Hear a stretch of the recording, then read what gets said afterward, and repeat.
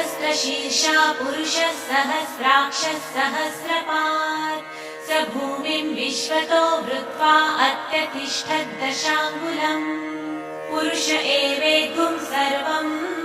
यद्भुतं यच्च भव्यम् उतामृतत्वशेषानः यदन्नेनातिरोहति एतावानस्य महिमा अतो जायागुंश्च पुरुषः पादोऽस्य विश्वा भूतानि त्रिपादस्यामृतं दिवि त्रिपादूर्ध्व उदयः पुरुषः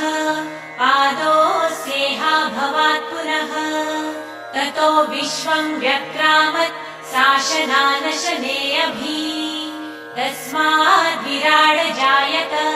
विराजो अधिपुरुषः स जातो अत्यरिच्यत पश्चात्